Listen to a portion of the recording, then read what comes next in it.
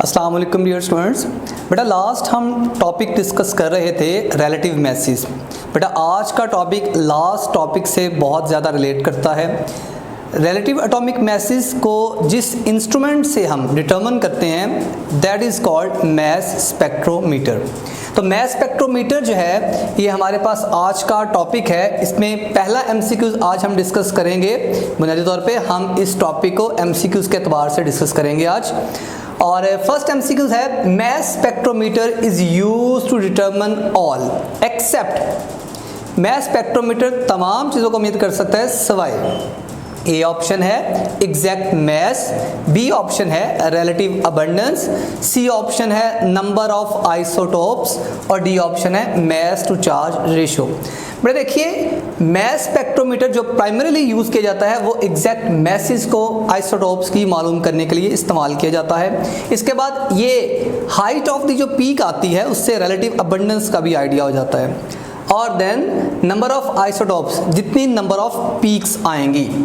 जो चीज़ मालूम नहीं करता वो है मैस टू चार्ज रेशियो।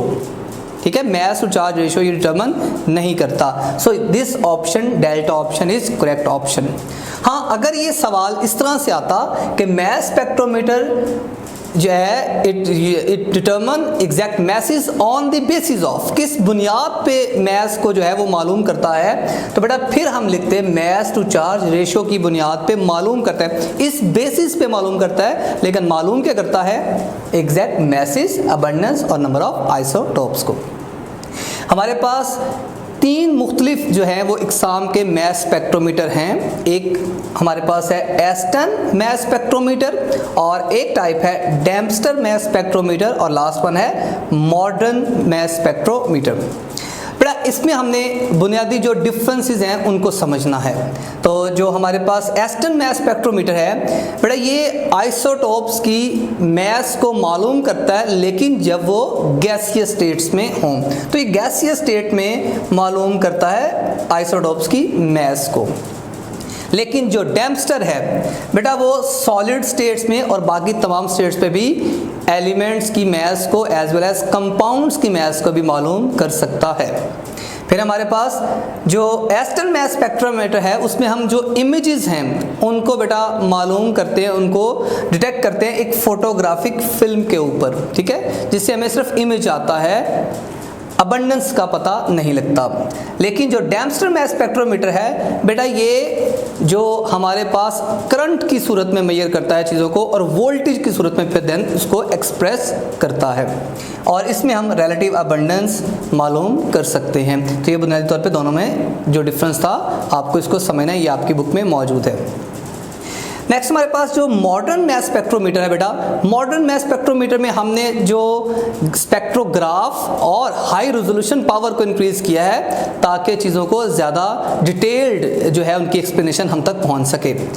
तो चलिए बेटा हम इसमें आज के टॉपिक में डिस्कस करने जा रहे हैं डेम्पस्टर मैस स्पेक्ट्रोमीटर को। तो डेम्पस्टर मैस स्पेक्ट्रोमीटर की जो फ्लोशीट डायग्राम है वो आपके सामने आपको नजर आ रही है। इसमें बेटा आपने सबसे पहले तो इसके कंपोनेंट्स को समझना है। इसमें हमने सैंपल को इनलेट करना होता है, एक हीटेड फिलामेंट होता है जो चीज़ों को आयोनाइज करता है, देन वैक्यूम पंप से अंदर जो एयर है उसको एवैक्यूएट किया जाता है, नेगेटिव ग्रिड यूज़ की जाती है जो एक्सेलरेट करती है आयंस को, देन हमारे पास फिर चैनलाइज करने के लिए आयंस की एक स्पेसिफिक अमाउंट को आगे भेजने के लिए यहाँ पे स्लिट लगाई जाती हैं, देन हमारे पास जो है एक एक्सटर्नल मैग्नेटिक फील्ड होता है और लास्ट में डिटेक्टर मौजूद होता है। इसमें हम सैंपल को इनलेट करते हैं। तो सैंपल फर्स्ट कीजिए हमारे पास है नियॉन। बेटा नियॉन जो एलिमेंट है इसके आइसोटोप्स की तादाद होती है 3। एक का मैस होता है 20, एक का मैस नियॉन 21 और फिर नियॉन 22। बेटा 3 आपके पास आइसोटोप्स होते हैं। लेकिन इस बात का अंदाज़ा हमें सैंपल रन करने के बाद मालूम होता है कि इसके 3 आइसोटोप्स थे। लेकिन हमें चूँकि आइडिया है, हम इसको कर चुके हैं पहले से, तो इसलिए हम यहाँ पे देख रहे हैं कि इसके 3 आइसोटोप्स लिखे गए हैं।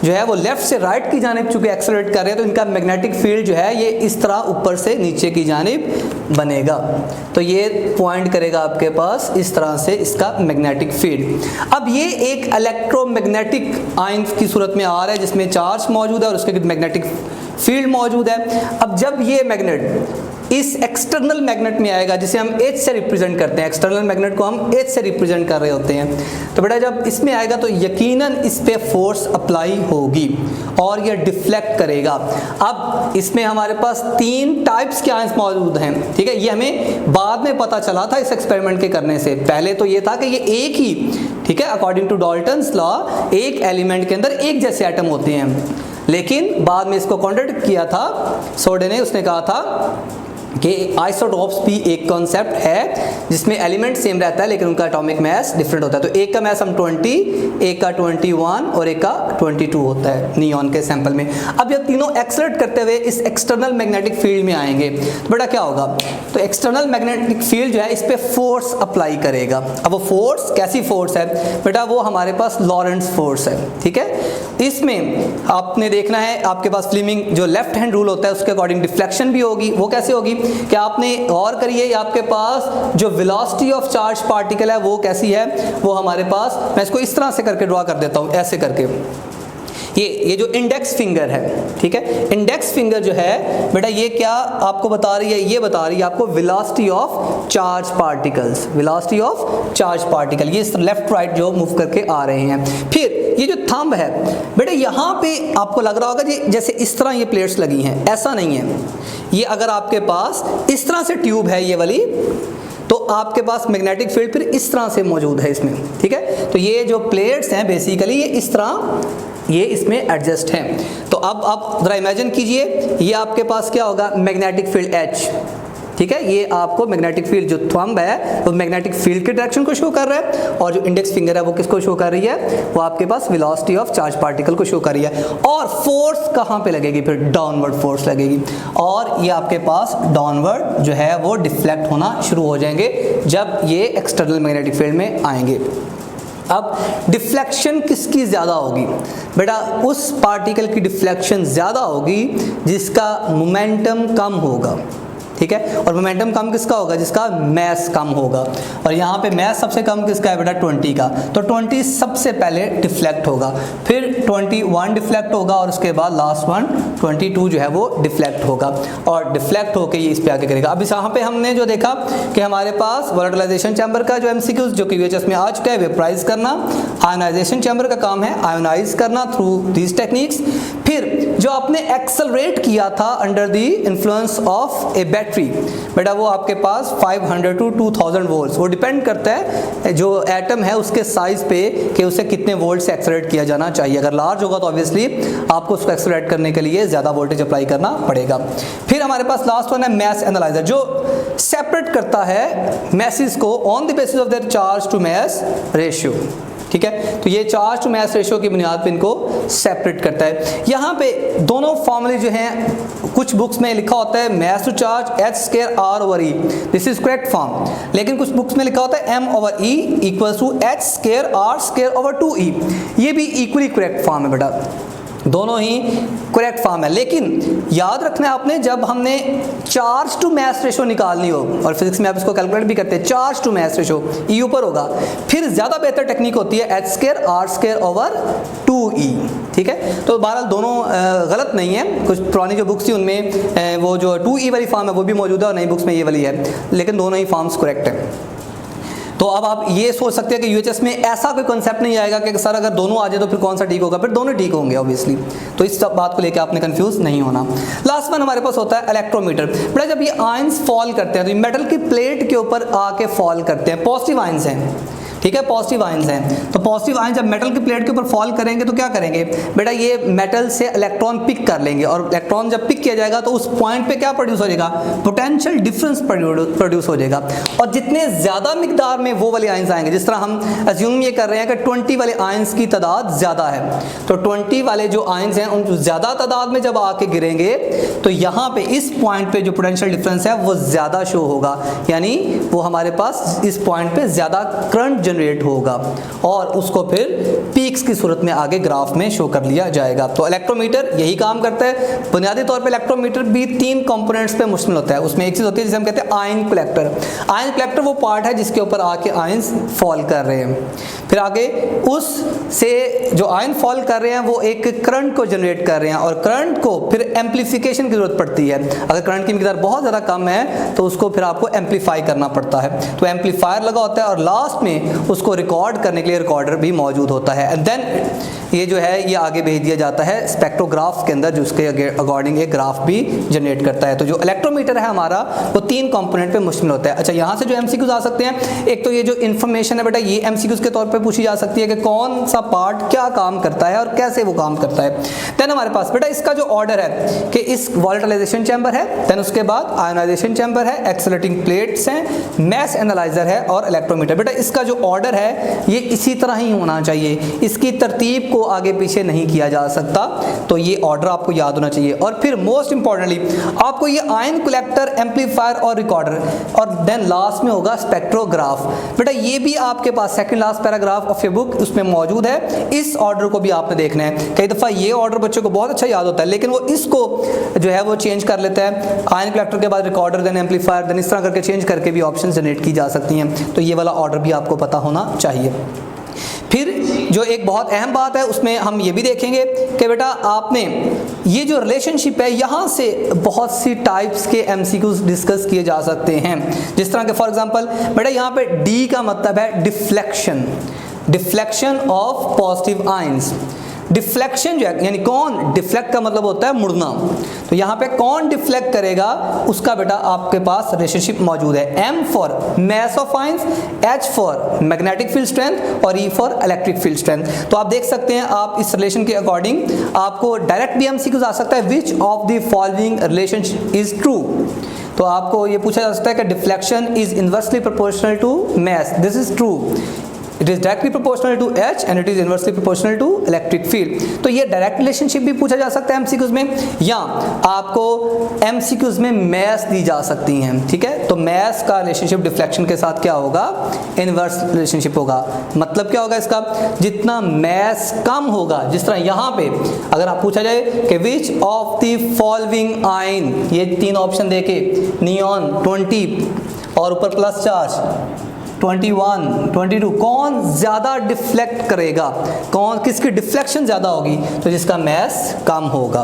तो डिफ्लेक्शन ज़्यादा होगी अगर मैस कम होगा। तो ये भी आपने इस तरह की ऑप्शंस के साथ आ सकता है, ज़रूरी नहीं कि नियॉन ही हो, कोई भी आयंस ले सकते हैं। तो आपने वहाँ पे कंसिडर क्या करना है, आपने कंसिडर करना है उनका मैस। तमाम मोनो पॉजिटिव होंगे, अगर डाई पॉजिटिव होगा तो फिर आप ऑब्वियसली चार्ज को भी कंसिडर करेंगे।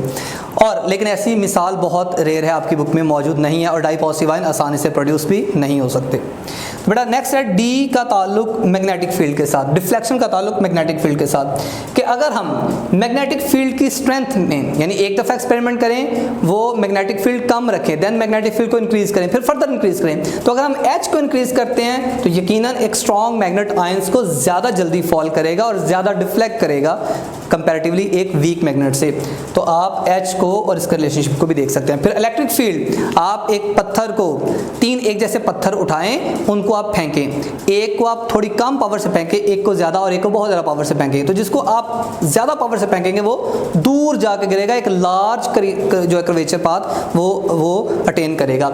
यहाँ पे भी ऐसे ही जब आप इलेक्ट्रिक फील्ड यूज़ करते हैं तो आप आयंस को एक्सेलरेट करवा रहे हैं, तो अगर इलेक्ट्रिक फील्ड ज़्यादा कर दी जाएगी तो यकीनन आपके पास जो है ये इसका जो पाथ है डिफ्लेक्शन का वो डिफ्लेक्शन जो है वो कम और उसका जो एंगल है वो भी कम हो जाएगा। तो ये डिफ्लेक्शन का ई के साथ इन्वर्स रिलेशनशिप है, ए बी एमसीक्यूज के तौर पे आ सकते हैं। तो ये आपने जनरल रिलेशनशिप और इसके रिगार्डिंग जो एमसीक्यूज हैं वो भी देख लेने हैं।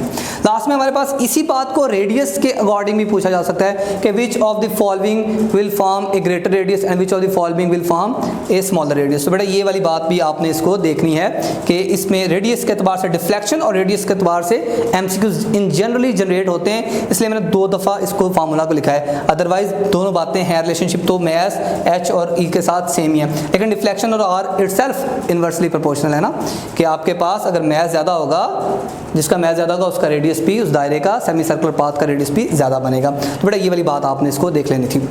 नेक्स्ट हमारे पास है एमसीक्यूज के अंदर which will have a maximum deflection, ये आपके पास ये जो एमसीक्यूज लिखा हुआ है कि इनमें से किस आयन की डिफ्लेक्शन सबसे ज़्यादा होगी। बेटा यहाँ पे 4 ऑप्शंस आपके पास मौजूद हैं। एक ऑप्शन हमारे पास है कि आपके पास H पॉजिटिव यानी मैस 1 है, प्रोटॉन प्रोटियम जिसे हम कहते हैं, बेटा ये आपके पास H पॉजिटिव है। ये आपके पास ड्यूट्रियम आयन है, इसमें मैस 2 है और इसके ऊपर पॉजिटिव चार्ज है, इसके ऊपर चार्ज नहीं है और इसके ऊपर नेगेटिव चार्ज है। तो पूछा यह गया है कि डिफ्लेक्शन सबसे ज़्यादा किसकी होगी, बेटा जिसका मैस सबसे कम होगा। तो ये बात आप देखनी है कि सबसे मैस इसमें से कम किसका होगा, बेटा वो आपके पास इसका मैस सबसे कम होगा। देखिए इसका मैस सबसे कम है 1, तो ये सबसे ज़्यादा डिफ्लेक्ट। अब आपके ज़हन में ये भी आ रहा होगा इसका मैस भी सर 1 है, लेकिन बेटा ये आपके पास बहरहाल एनाइन है, नेगेटिव चार्ज है, तो इस वाले से इसका मैस तो ज़्यादा ही होगा। इलेक्ट्रॉन का मैस बेशक बहुत कम है मामूली सा है, लेकिन ये इसमें नेगेटिव साइन के साथ मौजूद है। फिर ये डिफ्लेक्शन जो पॉजिटिव आपकी जो वो है डिटेक्टर है उसकी तरफ नहीं बल्कि इसके ऑपोजिट साइड पे जाएगा, दूसरी तरफ जाएगा। तो इसकी जो डिफ्लेक्शन है डिटेक्शन है वो नेगेटिव जो डिटेक्टर है वो करेगा, पॉजिटिव डिटेक्टर पे पॉजिटिव आयन से डिटेक्ट होंगे। तो पॉजिटिव आयंस में ये दो बेटा सबसे जो डिफ्लेक्ट नहीं करेगा वो ये है, ऑल्दो ये भी 1-1 था लेकिन ये डिफ्लेक्ट नहीं करेगा, ये लीस्ट बल्कि स्ट्रेट फॉरवर्ड जाएगा, ये बिल्कुल इसको डिटेक्टर पे डिटेक्ट नहीं किया जाएगा। तो ये 4 ऑप्शन में से जो करेक्ट ऑप्शन है दैट इज ऑप्शन अल्फा आपका करेक्ट ऑप्शन है इसमें। एक बात ये, फिर बेटा यहाँ से इस डाटा से हम जो ग्राफ जनरेट करते हैं that also gives you an very important information. ये बेटा आपके पास क्या है, ये हमारे पास स्पेक्ट्रोग्राफ है और ये नियॉन का स्पेक्ट्रोग्राफ है जिसमें हमारे पास नियॉन 20 है, नियॉन 21 है और नियॉन 22। 3 तरह के बेटा आइसोटोप्स इसमें मौजूद हैं और एक तरफ हमने मैस रखा है और एक तरफ हम अबंडेंस जो है वो वाई एक्सिस पे लेते हैं अबंडेंस। तो देखिए आपके पास ग्राफ्स जो हैं वो 3 ग्राफ हैं बेटा। यहाँ पे जो सबसे इंपॉर्टेंट बात है वो ये है कि नंबर ऑफ जो पीक्स होंगी, यहाँ पे कितनी नंबर ऑफ पीक्स हैं 3, वो नंबर ऑफ आइसोटोप्स को रिप्रेजेंट कर रही होंगी, ठीक है। अब आपने देखना है कि आपके पास टेबल है मैस स्पेक्ट्रोमीटर के ऊपर, इससे पहले पेज पे वहाँ पे सल्फर देखिए उसके आपके पास जो है वो 4 आइसोटोप्स हैं, तो उसकी कितनी पीक्स बनेगी, 4 पीक्स बनेगी। तो जितने नंबर ऑफ आइसोटोप्स होंगे उतनी नंबर ऑफ पीक्स इसमें बनेगी। तो एक बात यह है कि नंबर ऑफ आइसोटोप्स के, और वो डाटा आपने याद नहीं करना लेकिन ये देख लेना कि हर आइसोटोप की कितनी, जिस तरह हमारे पास गोल्ड है, गोल्ड की कितनी पीक्स होनी चाहिए, 1 पीक, ठीक है। उसका आइसोटोप कितने हैं, 1 आइसोटोप है। तो ये वाली बात इंपॉर्टेंट है कि number of peaks equals to number of isotopes. फिर है हाइट ऑफ पीक, पीक की जो हाइट्स हैं, यहाँ पे बेटा सबसे हाई जो पीक है वो 20 की है, वो बताती है रिलेटिव अबंडेंस। तो सबसे ज़्यादा जो रिलेटिव अबंडेंस है वो किसकी है बेटा, वो 20 वाले आइसोटोप की है। और अगर उसकी हाइट ज़्यादा है तो बेटा इसका मतलब है उसकी स्टेबिलिटी ऑफ आइसोटोप भी ज़्यादा है, तो ज़्यादा पाया जाता है इसका मतलब है वो ज़्यादा स्टेबल भी है। तो ये आपको जो हाइट ऑफ द पीक है इससे 2 इन्फॉर्मेशन मिलती हैं, जो अबंडेंस है रिलेटिव अबंडेंस और फिर उसकी स्टेबिलिटी है। लास्ट में जो पोजीशन ऑफ पीक है, जो पीक है वो किस जगह पे लाई कर रही है बेटा, ये देखिए यहाँ पे 20 वाली ये जो पीक है ये 20 मैस पे मौजूद है, तो बताती है रिलेटिव मैस ऑफ आइसोटोप को। तो position off peak, height off peak और नंबर ऑफ पीक, ये 3 चीज़ें हैं जिससे आपको इन्फॉर्मेशन हासिल होती है। तो ये आपके पास नियॉन का था जिसको हमने चेक किया। अब आप यहाँ पे देखिए आपके पास ये क्या है, यहाँ पे बेटा हमारे पास मैंने 3 ग्राफ शो किए हैं। अब सबसे पहले ये देखिए, इस ग्राफ को देखिए, जो सबसे पहले ग्राफ हमने शो किया है ये वाला ए ऑप्शन वाला बेटा, इसमें हमारे पास नंबर ऑफ पीक्स कितनी है, इसमें नंबर ऑफ पीक्स 2 हैं, 2 नंबर ऑफ पीक्स हैं, तो इसका मतलब है कि इसके आइसोटोप्स की तादाद कितनी होगी, 2 होगी। फिर height of the peak equal नहीं है, इसमें एक 35 है और एक 37 है, और जो 35 है वो ज़्यादा है तो वो रिलेटिवली अबंडेंस भी ज़्यादा होगी उसकी और उसकी स्टेबिलिटी भी ज़्यादा होगी। और फिर उसकी पोजीशन कहाँ पे है, एक 35 पे और 37 पे, तो आपके इसका मैस जो है ये 35 वाला ज़्यादा होगा, ठीक है। अब ये 2 आइसोटोप्स हैं और बेटा दोनों आइसोटोप्स का आप लेते हैं फिर बाद में फ्रैक्शनल एटॉमिक मैस। कैसे कि मैस को उसकी अबंडेंस के साथ मल्टीप्लाई करते हैं, फिर दूसरे की मैस को अबंडेंस से मल्टीप्लाई करते हैं और दोनों को जमा करके 100 पे डिवाइड कर देते हैं। जब हम ये काम करते हैं तो हमारे पास आंसर ये आता है 35.5, इसे कहते हैं फ्रैक्शनल एटॉमिक मैस। अब अगर आपको क्लोरीन दे के उसका फ्रैक्शनल एटॉमिक मैस दे के पूछा जाए कि किसकी अबंडेंस ज़्यादा है, 2 आइसोटोप्स हैं, किसकी अबंडेंस ज़्यादा है, तो आपने कैसे जज करना है, एक है 35 और एक है 37, बेटा आंसर 35 के करीब है, ठीक ठीक है। 35 और ये 5 है, और 35 और ये 5 और 37 के दरमियान कितना फ़र्क मौजूद है? 35.5 और 37 के दरमियान में, ठीक है बेटा, ये 75 टाइम्स फ़र्क है, यानी ये 3 गुना ज़्यादा है, ठीक है। अगर आप 0.5 को 3 से मल्टीप्लाई करें तो आंसर आएगा 2, तो आप फिर आपके पास ये जो है वो 35 और 37 का गैप कवर होगा। तो इसमें ये हम कह सकते हैं कि जो 35 वाला आइसोटोप है ये 75% पाया जाता है, और ये 25% ये वाला पाया जाता है, क्योंकि 25 वो 3 गुना ज़्यादा है उससे। तो एक बात आपने ये याद रखनी थी, नंबर ऑफ आइसोटोप्स, फिर फ्रैक्शनल एटॉमिक मास से अबंडेंस का भी आइडिया हो जाता है कि किसकी अबंडेंस ज़्यादा है। फिर हमारे पास ये ग्राफ है बी वाला। बेटा इस ग्राफ में अगर आप गौर करें तो इसमें नंबर ऑफ पीक्स कितनी है? इसमें नंबर ऑफ पीक 1 है। इसका मतलब क्या होगा कि ये एक ही आइसोटोप होता है, और इसका मास कितने हैं बेटा? 19 मास फ्लोरीन का होता है, तो यहाँ से आइडिया हो जाएगा। और फिर इसकी अबंडेंस कितनी होगी बेटा? इसमें अबंडेंस 100% होगी, क्योंकि एक है वही पाया जा रहा है, तो 100% फिर वही है। तो देखिए उसका मास काफ़ी बिल्कुल एग्जैक्टली अगर राउंड ऑफ करें तो ये 19 के करीब ही है। लास्ट वन हमारे पास ये एक टेबल है, यहाँ पे हमारे पास बेटा इसमें दोनों जो पीक्स हैं वो एक जितनी हाइट की हैं। इसका मतलब है दोनों की अबंडेंस करीब तरीन है, दोनों की स्टेबिलिटी करीब तरीन है ब्रोमीन की। एक का मास 79 है और एक का 81 है, लेकिन जो इनका फ्रैक्शनल एटॉमिक मास है वो देखिए वो कितना आ रहा है? 79.9, यानी चूंकि अबंडेंस इक्वल अप्रॉक्सीमेटली, तो दोनों की कंट्रीब्यूशन 50-50% है, और इन दोनों के एग्जैक्ट सेंटर में उनका जो है वो बन रहा है क्या? Fractional atomic mass 79.9। तो ये वाली इन्फॉर्मेशन जो है ये ग्राफ वाली ये थोड़ी बहुत आपको आइसोटोप्स के हवाले से कि कितने पीक्स बनेगी, हाइट ऑफ द पीक से क्या मुराद होगा, पोजीशन से क्या मुराद होगा, बेटा इस डाटा को आपने याद रखना है। ये टॉपिक हमारा रिलेट करता है रिलेटिव मास के साथ। रिलेटिव मास को डिटरमिन किया जाता है मास स्पेक्ट्रोमीटर के साथ, ठीक है। नेक्स्ट बेटा जो हमारा टॉपिक है वो एम्पिरिकल और मॉलिक्यूलर फार्मूला के पे होगा, और वो एक नया टॉपिक है, ठीक है। तो आप उसको एक दफ़ा पहले से पढ़ के रखिए। टिल देन अल्लाह हाफिज़, खुश रहें।